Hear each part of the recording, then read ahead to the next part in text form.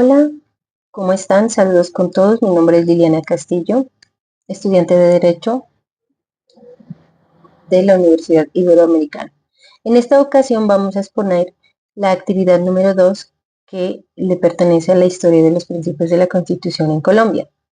Este grupo está conformado por Liliana Elizabeth Castillo Chávez, Aldo Fernando Timarán Bernal, Gustavo Ramírez Burbano. ¿Qué vamos a ver? Vamos a mirar los aspectos de la Constitución de la Independencia, las constituciones de la Gran Colombia, las constituciones de la Nueva Granada, las constituciones federales y la Constitución de 1886. Bueno, comencemos. Saludos para todos. Mi nombre es Liliana Castillo. Hoy les hablaré sobre la historia de los principios de la Constitución en Colombia, haciendo un énfasis especial en las constituciones de la Independencia y las constituciones federales. La construcción del Estado colombiano ha estado marcado por la búsqueda de un orden jurídico, pues que garantice los derechos y las libertades de los ciudadanos, ¿no? Y la salud de la democracia en el país. Bueno, primero vamos a mirar como primer concepto las primeras constituciones de la independencia. La independencia de Colombia pues de España fue proclamada en 1810 y la necesidad de un marco legal se hizo evidente de inmediato. La primera constitución que se promulgó fue la de 1811, conocida como la Constitución de Cundinamarca. Este documento representó un intento de organización del nuevo Estado, aunque su vigencia fue efímera debido a la inestabilidad política pues, que tuvo la época. En 1819, bajo el liderazgo de Simón Bolívar, se adoptó la Constitución de Angostura, que se sentó las bases de un Estado republicano y centralista. Sin embargo, y a pesar de su importancia, esta Constitución tampoco duró mucho debido a las confrontaciones internas que hubo.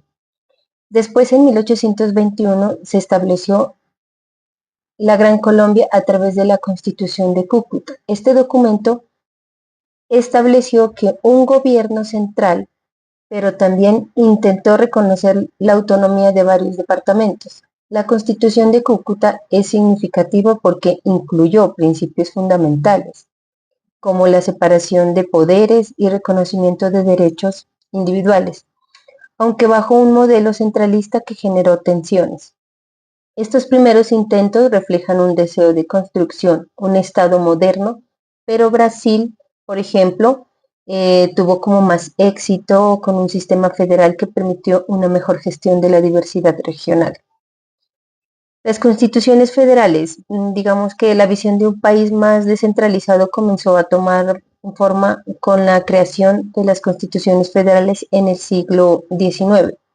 En 1853 se promulgó una nueva constitución que consolidó el proceso federalista en Colombia. Esta constitución permitió una mayor autonomía a los estados. ¿Qué hizo? Promoviendo un sistema federal que buscaba equilibrar los intereses locales y nacionales. La Constitución de 1863 es quizás la más representativa de esta época, estableciendo la Confederación Granandina. Esta Constitución fue un avance muy importante en términos de derechos políticos y sociales, ya que se garantizan los derechos como la libertad, la expresión y la libre elección.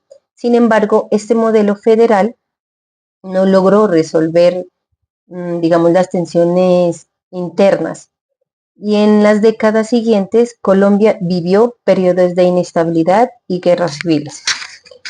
El regreso a un modelo centralista se concretó con la Constitución de 1886, que si bien estableció un Estado unitario, incorporó muchos de los principios que habían surgido en los debates. Esta Constitución duró más de un siglo y sentó las bases para el desarrollo del país en el siglo XX. Bueno, digamos que esta historia, en conclusión, esta historia constitucional en Colombia es un reflejo de su compleja y rica trayectoria, marcada por una lucha entre centralismo y federalismo, desde los primeros intentos de establecer un orden constitucional tras la independencia hasta la adopción de modelos más federales. Cada constitución ha buscado responder a las necesidades cambiantes de la sociedad colombiana. Digamos que es crucial entender estos principios constitucionales no solo como simples documentos legales, sino como instrumentos de cambio social que han tratado de garantizar los derechos de los ciudadanos en un país diverso y constante a la evolución. Un saludo cordial con todos. La constitución que me fue asignada es la de la Gran Colombia. Esta constitución se promulgó el 30 de agosto de 1821, dando así la unión entre Venezuela, Panamá y Ecuador, formando así la Gran Colombia. Esto se llevó a cabo en Cúcuta, donde Simón Bolívar fue elegido como el primer presidente y Francisco de Paula Santander como el vicepresidente. Esto tienen un periodo de 4 años sin reelección inmediata. Esta constitución dividió el poder en tres ramas, que es la ejecutiva, la legislativa y la judicial. También en este periodo se dio la libertad de expresión y se otorgó el derecho al voto a hombres mayores de 21 años.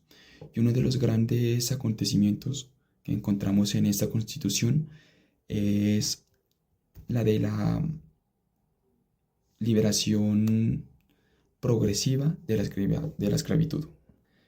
La disolución de esta constitución se dio en 1830 debido a diferencias políticas y conflictos internos.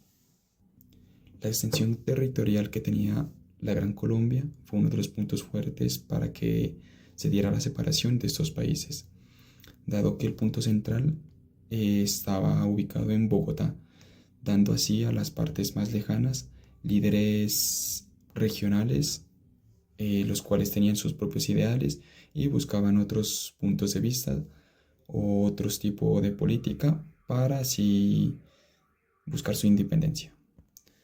A pesar de su corto periodo, esta constitución sentó grandes bases que hasta el día de hoy se llevan a cabo, como lo es la abolición de la esclavitud, entre otras cuestiones, y también dio una fuerte progresión a las constituciones siguientes que venimos a través del tiempo. Muy buen día con todos. Mi nombre es Aldo Timorán, estudiante de segundo semestre de Derecho. Siguiendo con el tema, los momentos más importantes del constitucionalismo en Colombia, mi tema arrancaría desde la Constitución de la República de Nueva Granada. Esta se da en el año 1832, debido a las diferencias entre federalistas y centralistas. Se separan de esta Ecuador y Venezuela, y al hacer esa separación dan paso a la Nueva Granada. Se mantiene la división de poderes, las provincias se llamaron departamentos y estaban administrados por un gobernador nombrado por el presidente y por las asambleas elegidas por voto. Los centralistas y la iglesia se empezaron a distinguir con el nombre de conservadores y sus oponentes, los federalistas, con el nombre de liberales, los que actualmente conocemos aquí en Colombia, pues los partidos más grandes de la República de Colombia, conservadores y liberales. En 1843 se utiliza el órgano ordinario del Congreso Nacional. Se conserva la división de poderes, nivel territorial con provincias, municipios o cantones. En 1853 se expide la del Congreso Nacional. Su organización es centro federalista. Se mantiene la división de poderes por provincias. Se elegían la legislatura, el gobernador, el legislativo, el gobernador y los municipios, consejo y alcalde. En 1858, la Constitución Confederación Granadina. Esta Carta Magna es de tipo federalista, con presidencia conservadora. La adopta el Congreso Nacional bajo el legislativo. Hay revisión de poder, existen estados soberanos, provincias y municipios. En 1863 aparece la Constitución de Estados Unidos de Colombia. Se expide en una convención constituyente. No se inspira en Dios, sino en el pueblo. Garantiza amplios derechos individuales. Conserva la revisión del poder. Puede ser modificada por el Congreso Federal o por una convención constituyente. Bueno, otro tema a tratar es la Constitución de 1886. Esta Constitución se promulgó el 5 de agosto de 1886.